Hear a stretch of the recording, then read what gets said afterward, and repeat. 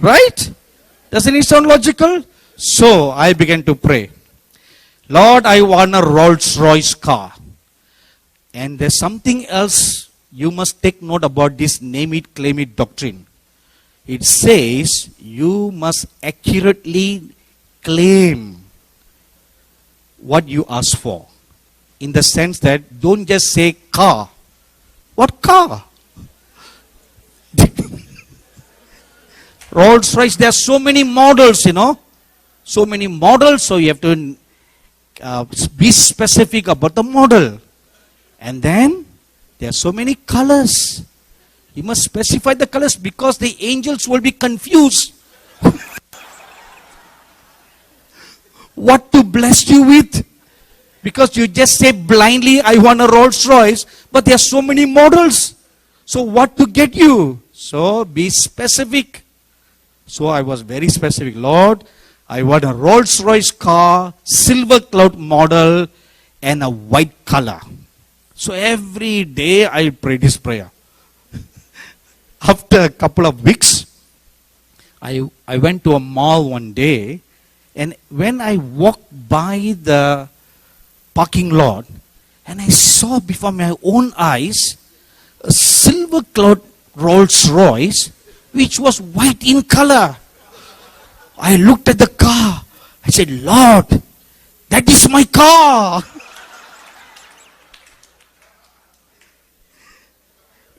It was someone else's car, So, because I remember, you name it and you claim it also. I went near, hallelujah. Okay, and from that place where I was to the place where the car was, you even speak in tongues to enhance your spirituality so that the claiming works stronger, not just better, stronger. So here I'm speaking tongues, singing hallelujah, and I came very near to the car and I looked around if anybody was watching me. When nobody was watching me, I put my hand. Lord, I claim this car. This is mine. And I said, Lord, take a good look at this car. This is the exact model. This is the exact color. This is mine. I claim this car. So, after this incident, I came back home. And I began to kneel down to pray during my normal afternoon time of prayer. As I was praying, see, that is forgotten because the request is already been made to heaven. So they know, now they know for exact sure because I had laid my hand. So now they know exactly what color.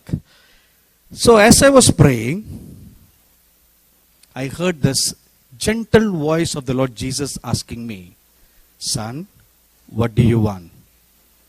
A car or a Rolls Royce? So I said, Lord, I want a Rolls Royce. So again the Lord repeated this question. What do you want? A car or a Rolls Royce? So I thought to myself, why is the Lord asking this question twice? Doesn't He know what I wanted? How can He not know when I had already claimed the car? So then I thought, oh, maybe it's because in heaven there are only golden chariots. So they don't have Rolls Royce there. So I said, Lord, this is how I answered. Lord, I want a car and it must be a Rolls Royce. After a minute of silence, again I heard the voice of the Lord and He repeated the same question the third time. Son, what do you want? A car or a Rolls Royce? So I pondered deeply, what is the problem with heaven? why is the Lord Jesus repeating this question for 3 times? Something must be wrong. Why doesn't he know what is a Rolls Royce? Why doesn't he know what is a Silver Cloud model? So I pondered over and over. So then I asked, so I had some little common sense or donkey sense to ask the Lord, Lord, why are you asking this question 3 times? And then the Lord asked me, you want a car to go from point A to point B, or you want a car to show off your fleshy pride? The moment I heard that, I realized what was in my heart. See, if you drive a Rolls Royce, how will you feel? Pride, right? There will be a big elephant will come inside you.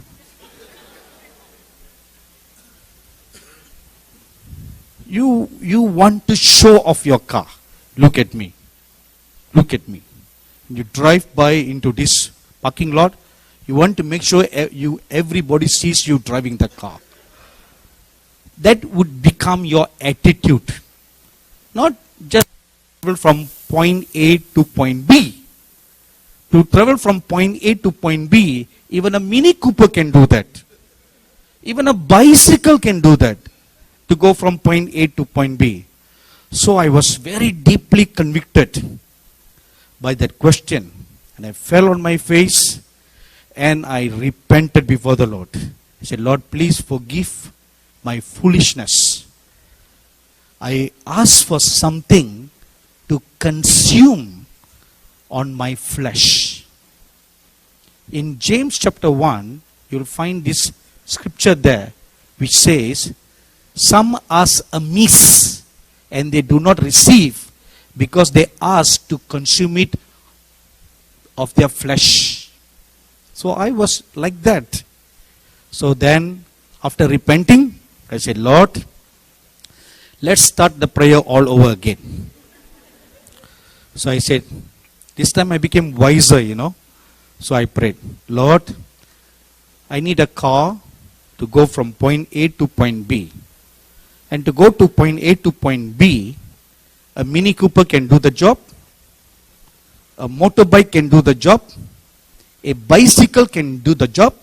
And if it pleases you, I can even walk from point A to point B. So, the Lord Jesus Christ was so pleased with my prayer.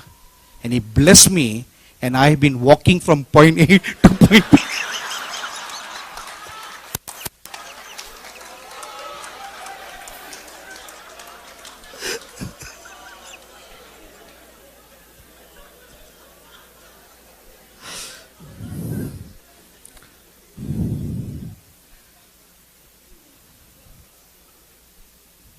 See, this kind of flesh,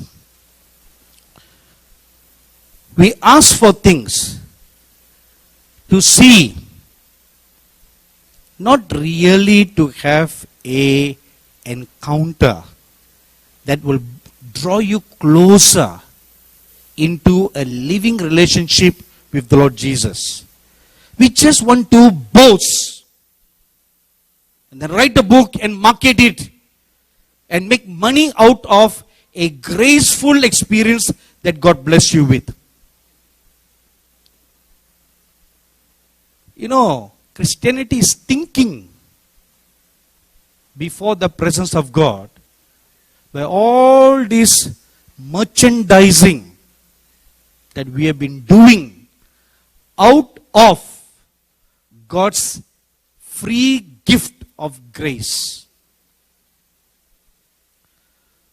What did you do to merit a free gift of a vision that God gives you? What did you do? There's nothing you did.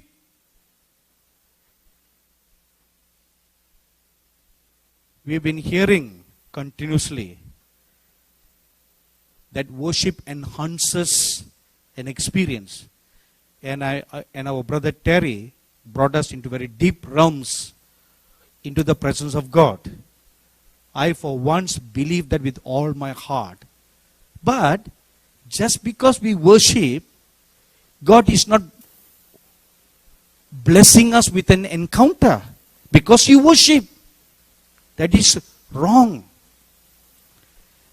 You see the Lord or you have an encounter not because you prayed so many hours, not because you worship for hours, not because you fast and pray for 365 days. Don't laugh. I'm not entertaining you here. You know, entertainers are in the circus. So if you want to laugh, please leave this room.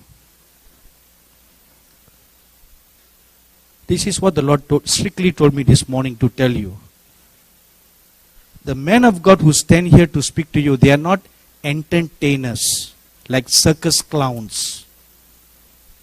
God sent them here to teach you so that you can move towards perfection. But you are treating them like circus clowns by clapping your hands and by laughing. Please stop all that. If you are blessed or if you are something strikes a chord within you by a word that they spoke, lift up your hands and give God the glory.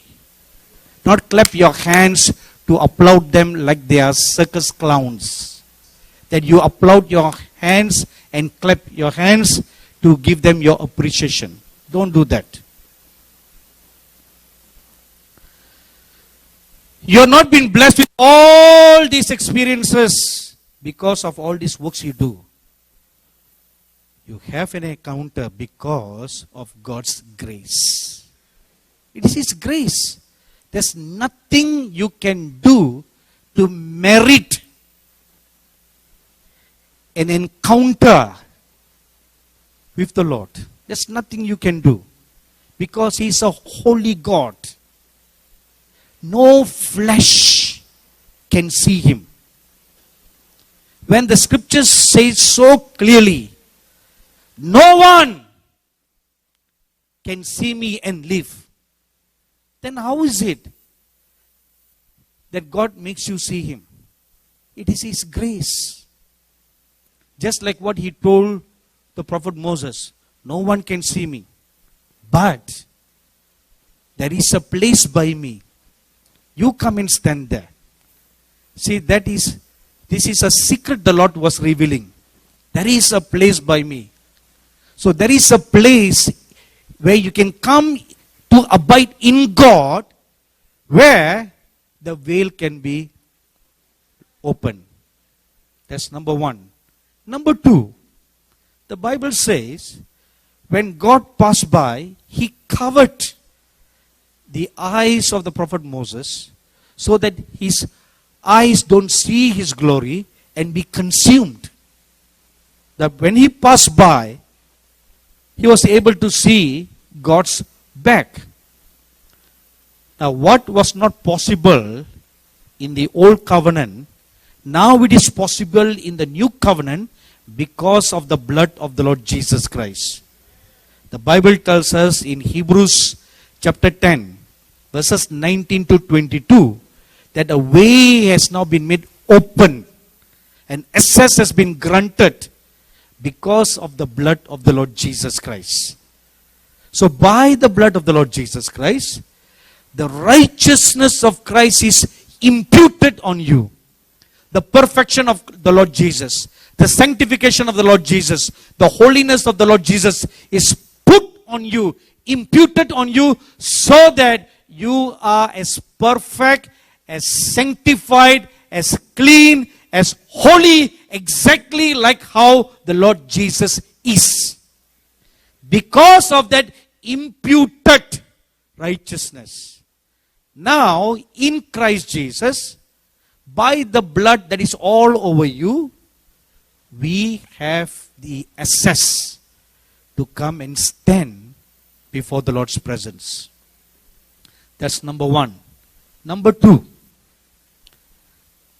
if you read Matthew chapter 11, verses 27, and John chapter 16, verse 25, and Luke chapter 10, verse 27, the scripture says, where the Lord Jesus himself said, to whomsoever I will show him the Father. See, technically, it is not possible for all to see. It is impossible. However, to whomsoever I will. So, which means, if the Lord decides, out of his great gracious goodness, to give you the grace to see the Father God, it will then be possible. Right? That's what the scriptures mean, right? To whomsoever I will show you the Father. It is possible. It is possible. I first had that encounter in the year 2015. The Lord called me to fast for 7 days during Rosh Hashanah in Israel. So on the third day of my fast, early in the morning, at about 5 o'clock, an angel appeared before me and said, get ready. Today you will be brought before the presence of the Father.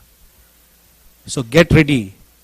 So, and I prepared myself exactly at 9 o'clock in the morning. And I was given specific time.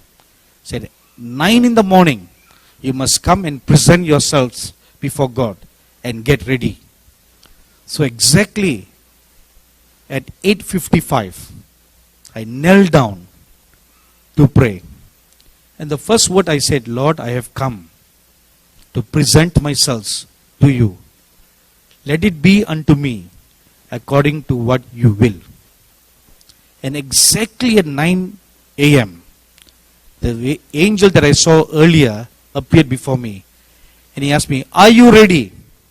I said, yes. And he said, come, let's go. The very next instant, my spirit was caught up into the heavenly realm. And I was brought before the presence of the Lord Jesus. And the Lord Jesus looked at me. And then he turned around to his left. When he turned to his left, the prophet, the Saint Moses was standing there. And he looked at him and he said, take him and bathe him. So, in my earthly mind, I was thinking, I had already taken my bath before I came for prayer. Why do they want me to be bathed again? So this is in my finite mind, this crossed through, no? So Moses came and he said, come with me. So he took me to a place. And I was looking around, where is the restroom or bathroom to take a bath? And he said, stand here. So I stood at the place, and out of nowhere, rains came. Just like waterfall. And I looked up, the waters were coming out from nowhere. It just started dropping. Just like the oil, the miraculous oil that comes out of the Bible. And the waters came all over me, but I was not wet. That was another amazing thing. Because I was going to ask him for a towel to wipe. But the waters came all over me. I was drenched, but not wet. Just like the burning bush. The fire was there, but the wood and the bush was not consumed. So after that, I was brought back to the Lord. And Moses said, he is clean now. So the Lord looked on his left again. And Elijah was standing there. And he told him, bring the robes and put on him. So he brought a set of very nice looking, scarlet colored robe. and put on me. And then the Lord looked at an angel, very mighty angel. Bring the turban and put on him. They brought a turban and they put on my head.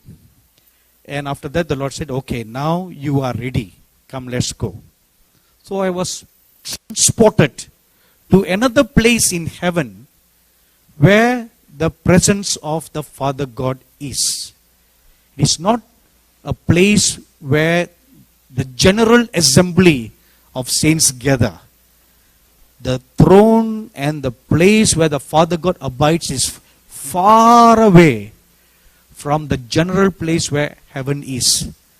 For an understanding about that, you can find it written in Isaiah chapter 14, verses 12 to 14, where Lucifer will acclaim, I will raise up my throne on the northern side of the assembly. See, he specifically uses the word on the northern side of the mountains. So he was referring to the very place where the Father God abides. So when we came there, I was very astounded to see that the place looked like very mountainous, similar to the Himalayan mountains that I was used to seeing in India and in my travels in Nepal and in Tibet. High, lofty mountains. And they were all covered with snows. And among the many mountains there, one particular mountain peak stood majestically and in grandeur manner than the rest of them. And above the mountain, there was cloud that was flowing and rolling within and without, and it was pulsating with life. And the Lord Jesus, I was standing beside him, and he said, come and stand very close beside me, and then only you can see the Father. So, when I stood very close beside him, I still did not see the Father's face, but I saw the form of the Father God. And from the cloud that was above, he came out from the cloud and stood before me in the cloud form, but with the shape of a man. And then he spoke. So, to whomsoever the Lord Jesus wills, it is absolutely possible to be brought to stand before the presence of the Father God. So all these are possible. See, I had this experience in the year 2015, but I have never said it publicly anywhere all these years. Because it is a blessing, a grace that the Lord blessed me out of His great kindness and goodness. It is for my own spiritual benefit, not for me to publicize it. Unless there is going to be an educational value, then I could have shared it. But if there's no educational value of help to the general body of Christ, then why trumpet it for? It'll be wrong to trumpet it. Then you should not idolize it either. You know, the whole of yesterday afternoon, right here on this stage, on a table, you all saw the miracle oil in a tub, and the Bible was in it. And Brother Johnny, Pastor Johnny, he got up to preach. So I came in the afternoon session to hear the complete story about this miracle Bible from which oil was flowing out. But for 90 minutes, Pastor Johnny never mentioned a single word about what this miracle is all about. So Dr. Bruce and I, we just shared a comment how noble Pastor Johnny was for not idolizing a miracle that God had done. He did not idolize it. He just came to preach the word. He preached the word for 90 long minutes, running up and down from one end to another end. And his poor brother was made to stand for a long time. I was thinking when your ordeal will end. You know, he sweated and he preached his heart out. At the end of the 90 minutes, for the next 3 minutes, he briefly mentioned about the miracle oil. See, that proved that this was a true miracle, and that man, Pastor Johnny, truly a man of God, who did not merchandise the anointing, did not idolize an encounter, did not market it. He could have asked, right? Okay, how many of you want this bottle? $1 each. Even at $1 or $10, all of you would have queued to buy. Am I right? I myself would have bought 10. I would have done that. You know? But he never do that. See, that is another proof that you should not merchandise the anointing or the gifts of God. He did not even charge a nominal price for operational costs. The bottles don't come cheap, right? He must have paid money to buy those bottles.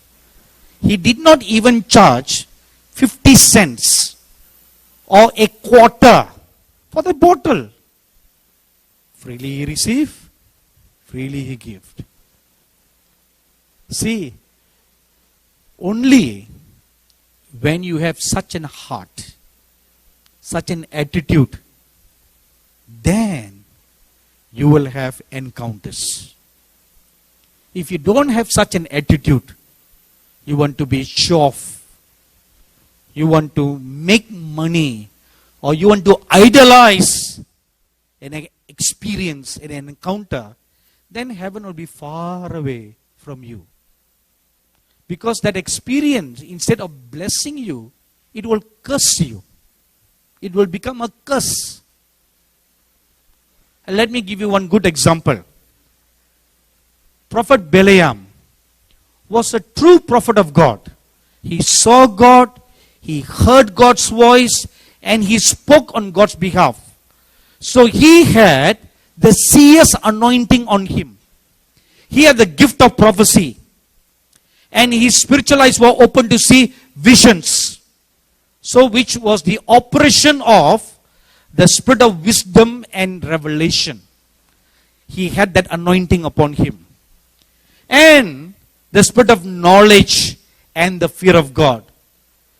These four spirits are very, very necessary in the life of a seer. Not everybody can become a seer, no? Just because you see a vision does not mean you are a seer. The word seer today is so loosely and wrongly used by everybody. No, just because you see visions one time or two times does not make you a seer. If you look in the Bible, there are seers, there are prophets, there are dreamers. There are different categories of the prophetic anointing. So there is a prophet who sees. But a prophet who sees is not a seer. But a seer is a prophet. But so why use different titles? There must be a purpose why the different titles are used. In a seer, the spirit of wisdom, the spirit of revelation, the spirit of understanding, the spirit of knowledge, and the spirit of the fear of God, they rest abundantly on a seer's life. That is why when a seer speaks, he does not just speak by inspiration. A prophet will speak by inspiration. A seer always sees. That's why they are called a seer. Their spiritual eyes are always open. They always see, and what they see, they are just merely telling you what they are seeing. And when they speak, the spirit of knowledge and the spirit of the fear of God works that will bring such an awesome fear of God in the lives of the hearers and in the congregation. See, this is a different anointing. So, Balaam belonged to that first category, a seer. He had that anointing. Here, now comes a test in his life. Balak wanted to buy him out or rent him for a season. And if he was going to rent him for a season for a good cause, it's okay. But here, Balak wanted to rent him for an evil purpose. And God warned Balaam not to go and do what Balak says. You see, what Balaam was trying to do was to misuse his gifts. And the gifts that were resident inside him, because of his greed, became a curse for him. The gifts were not a blessing to him, because he came up with clever ideas, very sinister ideas, how to use his gifts for sinister purposes. See, the plan that he gave to King Balak was the operation of the spirit of wisdom that gave him an understanding, gave him a knowing what it will do. See, the gifts rest in you, but you can twist and turn in either way for the glory of God, or for the glory of the devil, or for the glory of your flesh. You can work in 3 dimensions. That is the reason why God always prepares a prophet in the secret. He bends him, he breaks him, he molds him until the prophet is dead.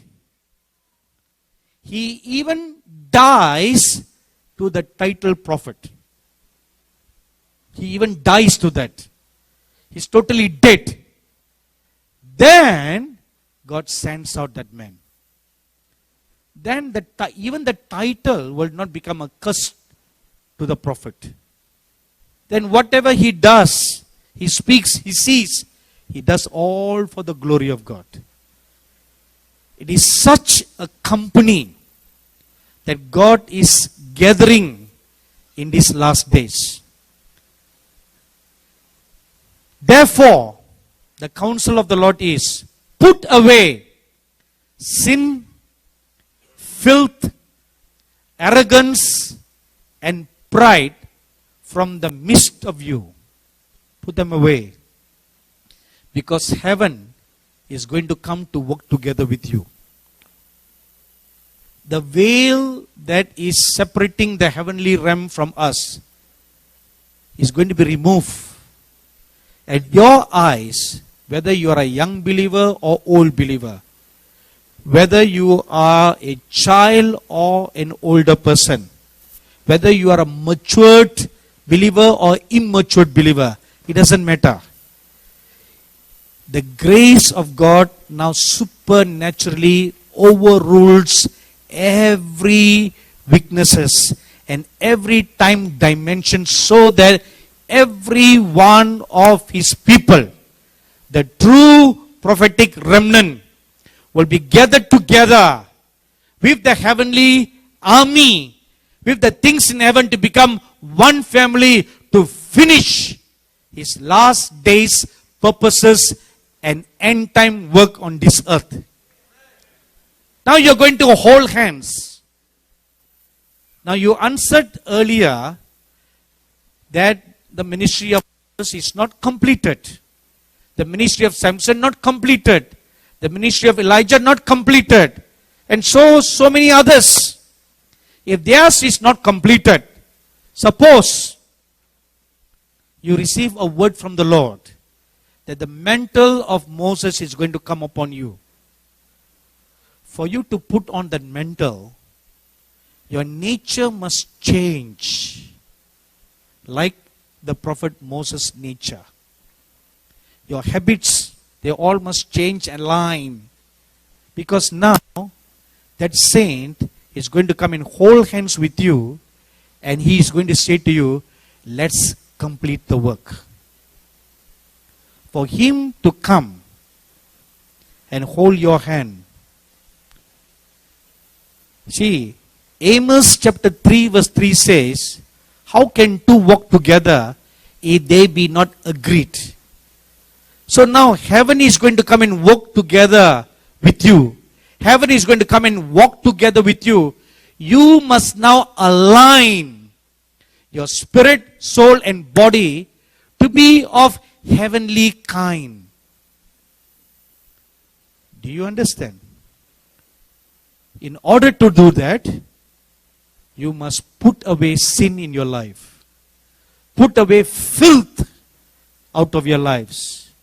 Put away arrogance out of your lives. And put away pride out of your lives.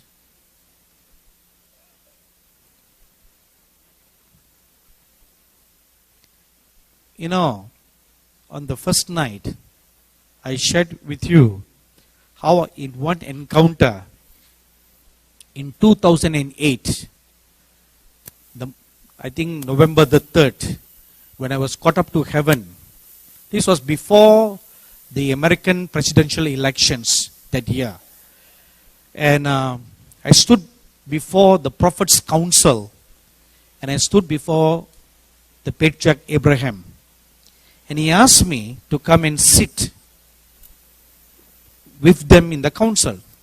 And I felt very uneasy, and I was very hesitant to immediately take upon the request. The reason is because I only told you one reason that day. There is another reason. Besides the cultural reason, the other real reason was because, or is, when you stand in heaven, you will feel a great sense of unworthiness. You will feel a great sense of, you are filthy. And this is holy ground. So such a sense of unworthiness will come upon you. And a sense of, it is similar like what Isaiah had. When as soon as he saw the glory of God, he felt so unworthy. That's the same feeling. Because now we are not perfected yet. As long as you are in this world, you are not perfected yet. Now you are standing before a perfected saint.